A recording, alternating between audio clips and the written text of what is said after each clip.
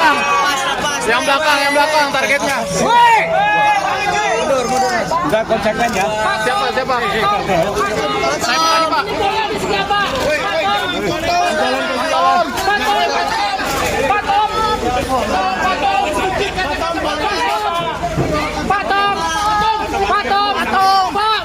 Saya ulang tahun, Pak. Saya ulang tahun. Pak ucapin, Pak.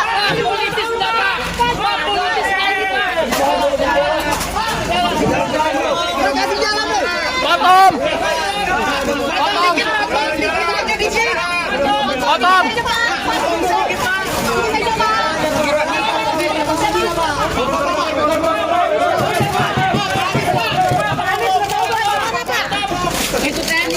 Potong, Pak. Hanya itu saja, Pak. Ini kan sudah atau belum tahu sedikit lagi, Pak. Pak, Bapak merasa ini dipolitisasi nggak, Pak? Pak, penetapan Bapak Itu, Pak. potong dikit, Pak. Pak, dikit, Pak. Lihat belakang, Pak. Tapi kalau kemudian dia dikriminalkan, ya saya terus terang sedang menunggu apakah kemudian Kejaksaan Agung bisa membuktikan adanya aliran dana ke Tom Lembong. Nah itu kalau ada aliran dana ke Tom Lembong, sudah kita nggak usah ngomong lagi. Itu berarti korup dia, baik langsung maupun tidak langsung. Ya, langsung itu ke dia. Ya, aliran dana itu kan tidak mesti pakai bank, cash juga ya ada juga, atau ke pihak lain yang dia tunjuk. Kan begitu. Itulah yang namanya korupsi. Nah, kalau enggak ya gimana orang bisa dinyatakan korupsi tanpa kemudian ada indikasi dia mainkan uangnya kan? Kan lucu jadinya. Lalu tiba-tiba keuntungan orang lain swasta itu menjadi keuntungan, menjadi kerugian negara. Gimana? Itu sama saja dengan banyak kebijakan, misalnya soal katakanlah untuk untuk mengakselerasi pertumbuhan ekonomi atau peran swasta, tiba-tiba beberapa proyek itu dikasih swasta lalu dihitung, oh enggak bisa, harusnya itu untuk BUMN karena itu ada kerugian negara sekian karena ada potensial loss. Wah parah kalau begitu.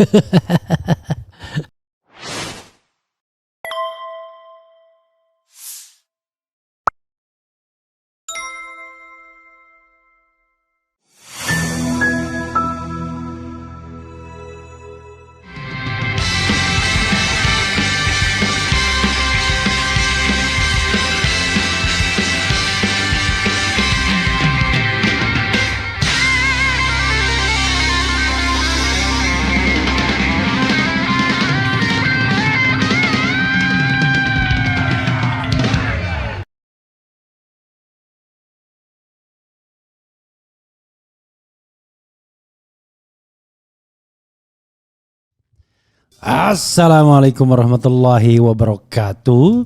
Sobat RH sekalian, jumpa lagi kita di channel yang keren ini.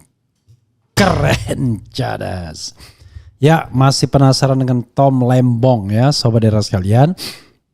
Ini ada cuitan dari Bos Purwah kalau tidak salah ya, yang mempertanyakan salahnya di mana ya. Jadi ya memang ya, ini ada cuitannya. Kan Tom Lembong memperbolehkan impor GKM bukan GKP. Ya. Karena kalau impor langsung GKP harus oleh BUMN. Terus salahnya Tom Lembong di mana? Ini kata King Purwa ya. Sesuai dengan keputusan Menteri Perdagangan dan Perindustrian nomor 527 tahun 2004 yang diperbolehkan impor gula kristal putih GKP adalah BUMN. Tapi berdasarkan persetujuan impor yang dikeluarkan oleh tersangka Tom Lembong dilakukan oleh PT AP dan impor gula kristal merah tersebut tidak melalui rakor dengan instansi terkait serta tanpa adanya rekomendasi dari Kementerian Perindustrian guna mengetahui kebutuhan gula dalam negeri. Jadi ini anunya ya yang dikomentari ya. Gitu ya. Jadi sesuai dengan keputusan Menteri Perdagangan dan Perindustrian nomor 527 tahun 2004 yang diperbolehkan impor gula kristal putih GKP adalah BUMN. Tetapi berdasarkan persetujuan impor yang dikeluarkan oleh tersangka Tom Lembong dilakukan oleh PT AP dan impor gula kristal merah GKM tersebut tidak melalui rakor dengan instansi terkait serta tanpa adanya rekomendasi dari Kementerian Perindustrian guna mengetahui kebutuhan gula dalam negeri. Ya ini kan kebijakan ini koordinasi. Sekali lagi aneh bin ajaib kalau orang dikriminalkan gara-gara pengambilan kebijakan. Kecuali tadi pengambilan kebijakannya memang ada aroma korupsinya. Kita baca dulu ya. Oke. Siaran pers nomor PR tahun 2024. Tim penyidik Jampitsus tetapkan 2 orang tersangka dalam perkara impor gula. Salah satunya ex-Menteri Perdagangan berinisial TTL ya. Ini aja sudah agak agak tendensius ya. Kenapa harus salah satunya? 2 orang disebutkan aja dua-duanya. Kejaksaan Agung Jakarta Selasa 29 Oktober 2024. Kejaksaan Agung melalui tim penyidik pada Direktorat Penyidikan Jaksa Agung Muda Bidang Tindak Pidana Khusus Jampitsus telah menetapkan 2 orang tersangka perkara dugaan tindak pidana korupsi dalam kegiatan importasi gula di Kementerian Perdagangan tahun 2015 sampai dengan 2016. Berdasarkan surat perintah penyidikan Direktur Penyidikan Jampitsus nomor PRIN 54 dan seterusnya tanggal 3 Oktober 2023. Adapun kedua tersangka tersebut yaitu tersangka TTL selaku Menteri Perdagangan periode 2015 dan 2016 berdasarkan surat perintah penetapan tersangka nomor TAP 2024. Tersangka CS selaku Direktur Pengembangan Bisnis PT Perusahaan Perdagangan Indonesia PT PPI berdasarkan surat perintah penetapan tersangka nomor TAP 2024 dan seterusnya ya. Kasus posisi dalam perkara ini yaitu pada tahun 2015 berdasarkan rapat koordinasi antar kementerian tanggal 12 Mei 2015 telah disimpulkan bahwa Indonesia mengalami surplus gula sehingga tidak membutuhkan impor gula. Akan tetapi pada tahun 2015 Menteri Perdagangan tersangka TTL memberikan izin persetujuan impor gula kristal mentah sebanyak 105.000 ton kepada PT Angel Angel Product PT AP untuk mengolah gula kristal mentah menjadi gula kristal putih GKP. Oke. Sesuai dengan keputusan Menteri Perdagangan dan Perindustrian nomor 527 tahun 2004 yang diperbolehkan impor GKP adalah BUMN kan, tetapi berdasarkan persetujuan impor yang dikeluarkan oleh tersangka TTL dilakukan oleh PT AP dan impor GKM tersebut tidak melalui rakor dengan instansi terkait serta tanpa adanya rekomendasi dari Kementerian Perindustrian guna mengetahui kebutuhan gula dalam negeri. Beda kan yang diimpor ya. Oke. Sekali lagi ya, ini kita tidak ingin semangat membela, tapi tentunya ya apa masalahnya ya. Oke, pada tanggal 28 Desember 2015 dilakukan rakor bidang perekonomian yang dihadiri oleh kementerian di bawah Kemenko Perekonomian. Salah satu pembahasannya adalah bahwa Indonesia pada tahun 2016 kekurangan GKP ya sebanyak 200.000 ton dalam rangka stabilisasi harga gula dan pemenuhan stok gula nasional. Pada bulan November-Desember 2015, tersangka CS selaku Direktur Pengembangan Bisnis PT PPI memerintahkan staf senior manajer bahan pokok PT PPI untuk melakukan pertemuan dengan 8 perusahaan gula swasta yaitu PT Permata Dunia Sukses Utama dan seterusnya. Ya, karena nggak penting lah nama-nama PT-nya. Sebanyak 4 di gedung Equity Towers SCBD sebanyak 4 kali. Pertemuan ini membahas rencana kerjasama impor GKM menjadi GKP antara PT PPI dan 8 perusahaan gula swasta yang juga atas sepengetahuan dan Direktur Utama PT PPI saat itu.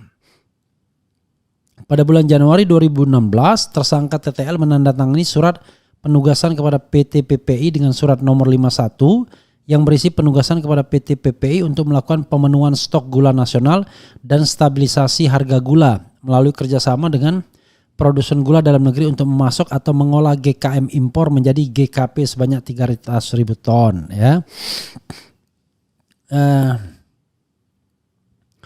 gula mentah ya.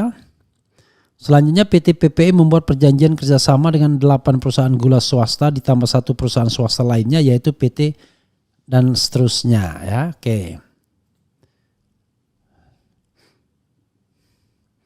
Kemudian seharusnya dalam rangka pemenuhan stok gula dan stabilitas harga yang diimpor adalah GKP secara langsung dan yang dapat melakukan impor tersebut hanya BUMN. Oke, kok pakai seharusnya gitu loh. Oke. Oh ini kayaknya kepotong ya. Oke, kita bacakan dulu. Atas pengetahuan dan persetujuan tersangka TTL, persetujuan impor GKM ditandatangani untuk 9 perusahaan swasta. Seharusnya untuk pemenuhan stok dan stabilisasi harga yang diimpor adalah GKP secara langsung. Selain itu persetujuan impor dari Kementerian Perdagangan diterbitkan tanpa rekomendasi dari Kementerian Perindustrian dan tanpa rapat koordinasi dengan instansi terkait. Oke. Kedelapan perusahaan swasta yang mengolah GKM menjadi GKP memiliki izin industri sebagai produsen gula kristal rafinasi yang diperuntukkan bagi industri makanan, minuman, dan farmasi. Setelah kedelapan perusahaan swasta tersebut mengimpor dan mengolah GKM menjadi GKP, ya,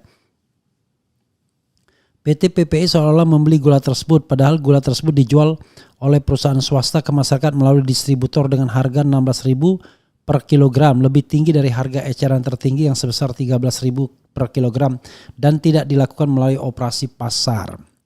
Dari pengadaan dan penjualan GKM yang diolah menjadi GKP, ya, PT PPI mendapatkan fee dari 8 perusahaan yang mengimpor dan mengolah GKM sebesar 105 per kilogram. Kerugian yang negara yang timbul akibat perbuatan tersebut senilai kurang lebih 400 miliar, yaitu nilai keuntungan yang diperoleh 8 perusahaan swasta yang seharusnya menjadi milik negara BUMN PT PPI. Selanjutnya kedua tersangka dilakukan penahanan rumah tahanan negara rutan selama 20 hari ke depan, yaitu tersangka TL di Rutan Salemba, Cabang Kejaksaan Negeri Jakarta Selatan berdasarkan surat perintah penahanan nomor 50 dan seterusnya tanggal 29 Oktober 2024. Sedangkan tersangka CS ditahan di Rutan Salemba, Cabang Kejaksaan Agung berdasarkan surat perintah penahanan nomor 51 29 Oktober 2024. Para tersangka disangkakan melanggar pasal 2 ayat 1 dan pasal 3 junto pasal 18 Undang-Undang RI nomor 31 tahun 1999 sebagaimana diubah dan ditambah dengan Undang-Undang nomor 20 tahun 2001 junto Undang-Undang RI nomor 31 tahun 1999 tentang perubahan atas Undang-Undang RI nomor 31 tahun 1999 tentang pemberantasan tindak pidana korupsi junto pasal 55 ayat 1 ke 1 KUHP. Jakarta 29 Oktober 2024, Kepala Pusat Penerangan Hukum Dr. Harley Siregar SHM Hum. Kalau pejabat ada dokter ini kadang-kadang trauma gitu. Ya, saudara sekalian, ya itulah duduk posisinya ya. Ya makanya dibilang yang boleh impor GKP itu adalah BUMN kan begitu.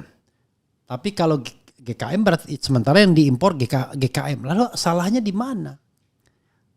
Ya, maksudnya korupsinya di mana gitu ya. Mungkin salah.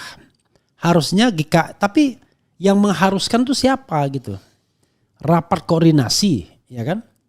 Rapat koordinasi itu dia ini menteri punya kewenangan.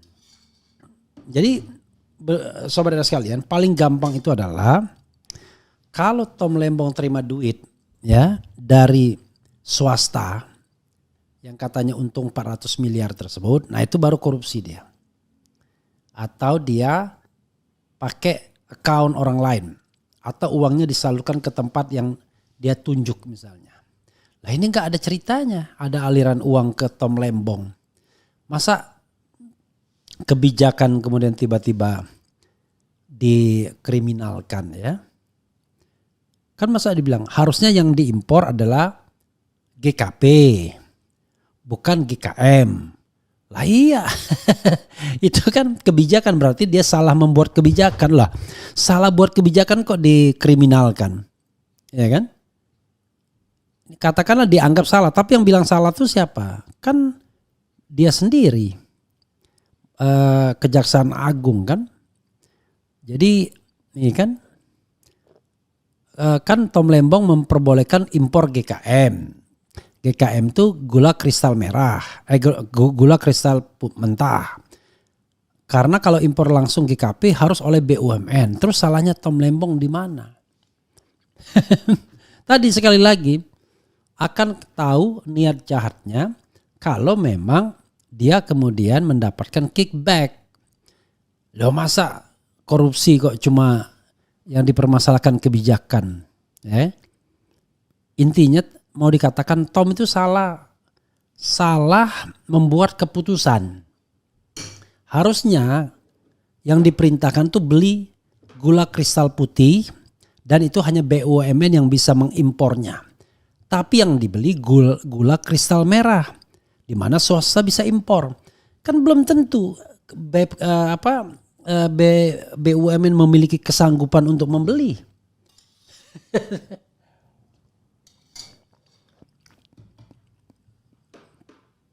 Kita nggak tahu juga gitu loh.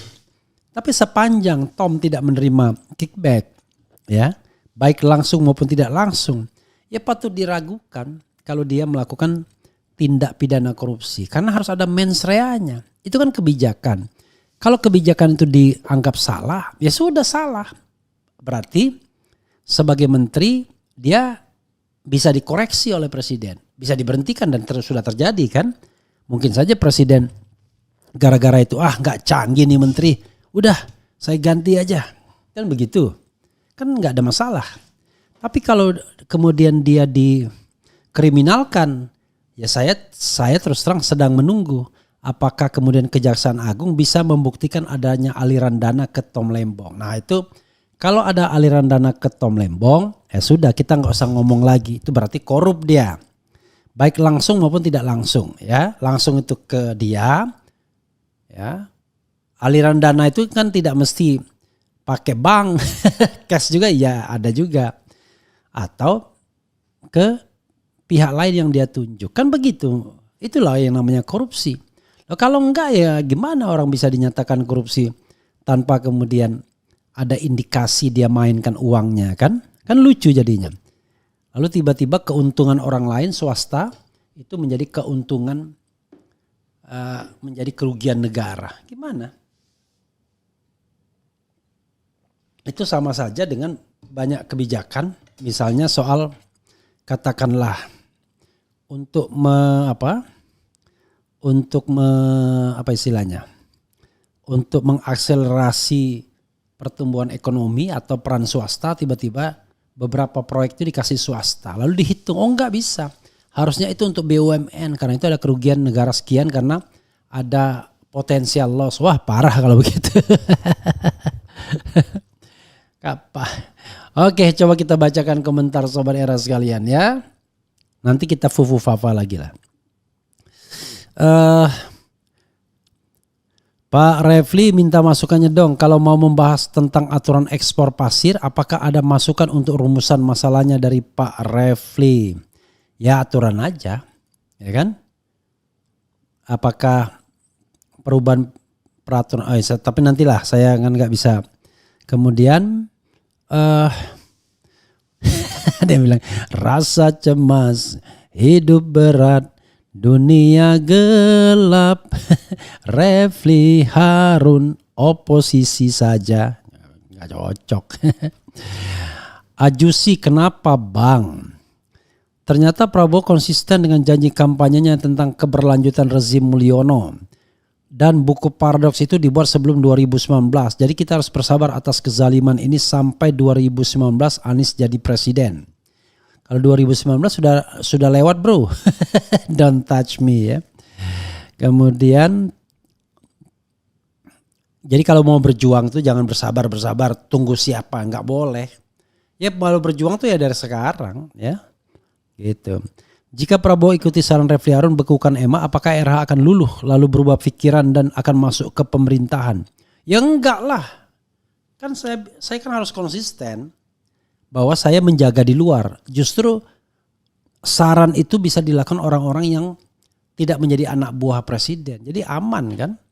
Kalau jadi anak buah presiden malah kita nggak bisa memberikan saran-saran yang kreatif seperti itu kan?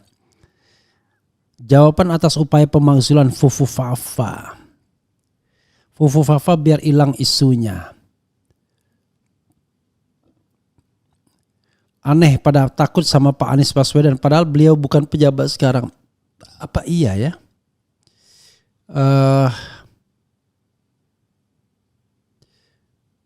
Kemudian apa ini? Gak jelas nih orang ini ya. Yang buzzer-buzzer kita buang dulu aja.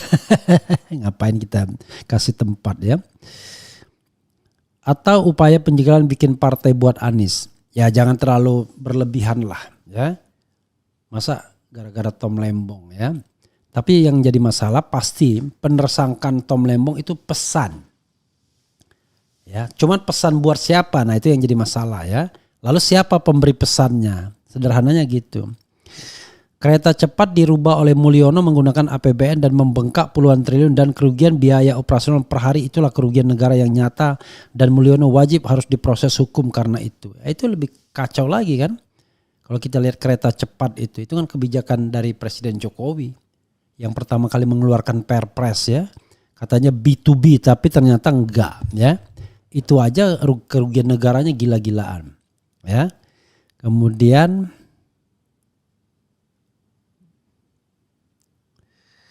hati-hati kalau bikin sakit hati penguasa bisa-bisa jadi tersangka. Ya kita pasrah aja lah. Aneh banget negara ini kan. Susah banget hidup di Republik Indonesia ini untuk mencari kebenaran. Sudah ganti presidennya tetap saja gitu. Ya kan lama-lama orang frustasi loh Pak Prabowo. Gitu. IKN yang merugikan negara dan rakyat Indonesia yang sampai triliunan karena tidak ada manfaat bagi rakyat Indonesia yang menyetujui malah bilang atas persetujuan rakyat Indonesia. Ya. Bang RH harusnya Kejagung juga harus periksa juga tentang kasus kuota haji yang jelas mangkir. Tapi kita rakyat selalu menonton sinetron para pejabat yang saling sandra dan akhirnya terbuka semua ya. Ya saudara sekalian ya itulah ya. Apalagi ya. Painkiller lagi nih. Untung Refli Harun tidak pernah menjabat menteri, wamen, kepala lembaga dan lain-lain di zaman Mulyono. Kalau enggak sudah habis RH. Dibui dicari kesalahannya sekecil apapun, dicari pasalnya walaupun mengada-ada. Yalah. Ya, beruntung kan tidak menjabat itu. Ente pikir enak menjabat itu dicari-cari kesalahannya ya. Apalagi ya.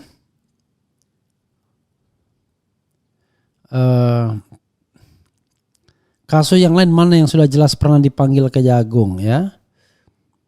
Waspada orang dekat Anies sedang ditarget. Jangan terlalu berlebihan juga ya. Kita lihat kasusnya aja ya. Kalau kasusnya itu ya kalau politis sudah pasti politis. Tapi memang kita harus lihat ke depannya ya.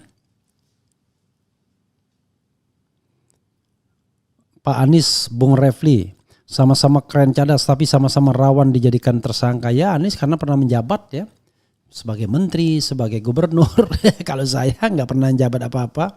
Tidak pernah mengambil kebijakan yang terkait langsung keuangan negara ya. Karena kita cuma pengawas saja di BUMN, bukan pengambil kebijakannya ya. Itu saja saudara sekalian, nanti kita akan bahas lagi yang lainnya ya. Yang jelas tetap semangat. Wassalamualaikum warahmatullahi wabarakatuh. Keren cadas.